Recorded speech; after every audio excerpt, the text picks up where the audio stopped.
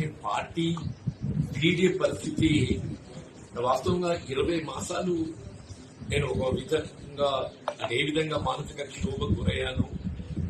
Day Sanjay Jagtial MLA గారు కాంగ్రెస్ పార్టీలో చేరినట్టు చేయబడడం జరిగిందో ఇలా కాంగ్రెస్ పార్టీ కార్యకర్తలు లభించాల్సిన హక్కులు నేను బేసికల్లీ మార్కెట్ కమిటీ చైర్మన్ 2 ఇచ్చాను. సీఎం గారికి లక్ష్మణ్ గారి నేను కలిసి ఇచ్చాను. ఆయన వెంటనే ఏదైతున్నదో అరే ఇంకా మీ అపాయింట్మెంట్ నియామకం కాలేదా అని ఆ పక్కనున్న వీరేంద్ర రెడ్డి గారికి ఇచ్చి అరౌండ్ చెప్పిందని చెప్పింది. మన ముఖ్యమంత్రి గారి మాటకి విలువ లేకుండా అయిన తర్వాత నేను ఏం చెప్పాలి అని చెప్పారు. ముఖ్యమంత్రి గారి మాటకి విలువ లేకుండా అయిన తర్వాత నేనేం చెప్పాలి అని చెప్పంటున్నా. ఇప్పుడు మీనాక్షి నటరాజన్ గారు మరి Congress party in charge Telangana state Karimnagar జిల్లా పర్యటనకు వచ్చినప్పుడు వారసత్వంగా పేర్కొన్నారు. మేము 80% ఏదైతే ఉన్నదో కాంగ్రెస్ పార్టీ అంటే ఆరంభంకి వెళ్లి పార్టీ బలోపేతం కూడా పనిచేసిన వారు సీనియర్స్ కి గుర్తించాం. అది స్థానిక సంస్థల ఎన్నికలే కానీ లేక నియామకాలు ప్రభుత్వ పదవులు కానీ ఏవైనా కానీ చెప్పారు.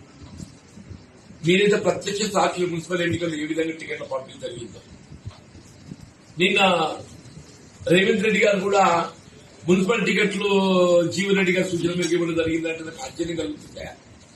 మనకి ఆయనకు ఏం ఫీడింగ్ ఉందో ఏంటో నాకు తెలియదు. కానీ నా సూచన మీద టికెట్ ఇచ్చినట్టయితే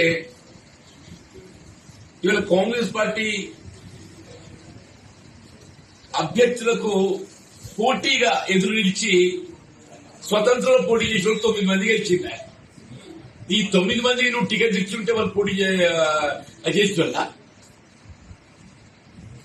నా మొండితనం అంటే నా మొండితనం అంటే నువ్వు నన్ను ఎంత పిల్లిని అరలేసి కొడితే ఏం చేస్తుంది? పిల్లిని అరలేసి కొడితే ఏం చేస్తుంది?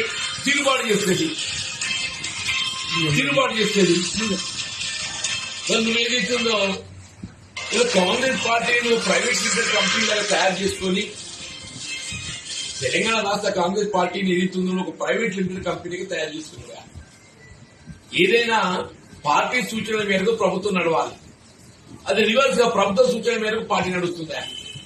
అధిష్టాన సూచనల మేరకు రాష్ట్ర స్థాయి పార్టీ నిర్వహణ కొనసాగాలి. రివర్స్ గా కొనసాగుతుందని చెప్పి అంటున్నా. ఇది పదవులు సమస్య కాదే. నేను పదవులు అన్ని చూసి నువ్వేం చూసినా నాకు తెలియదు. కానీ నేనైతే అన్ని పదవులు చూసిన ఒక ముఖ్యమంత్రి పదవి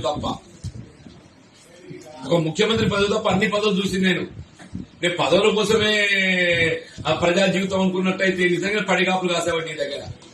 నా పదవులు ప్రధానం కాదు, ఆత్మాభిమానం ప్రధానం, ఆత్మ గౌరవం ప్రధానం అని చెప్పంటున్నా. ఆ ఆత్మాభిమానం ప్రధానం, ఆత్మ గౌరవం ప్రధానం కాబట్టి ఇది ఇస్తుందో మరి కాంగ్రెస్ పార్టీ వీడే పరిస్థితి ఏర్పడ్డది. మరి కేసీఆర్ గారు ఒక విధంగా ప్రజా జీవితంలో సమకాలి కూడా అని బీఆర్ఎస్ రాష్ట్ర పార్టీ అధ్యక్షుడు, అని బీఆర్ఎస్ పార్టీ రాష్ట్ర శాఖ అధ్యక్షుడు. ఆయన వాయిస్ లో నాకంటే పిన్న నన్ను అన్న అంటాడు. నన్ను అన్న అంటాడు, నా వయసును గౌరవిస్తాడు. ఆయన ఇవ్వాలి కాదు.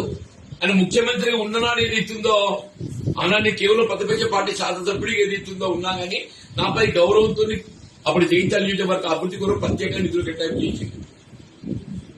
కేసీఆర్ గారు కేవలం వ్యక్తిగతంగా నా గురించి అని కాదే, ఆయన ప్రజలంటే గౌరవం, తెలంగాణ అంటే గౌరవం, నీలంగా కాదు.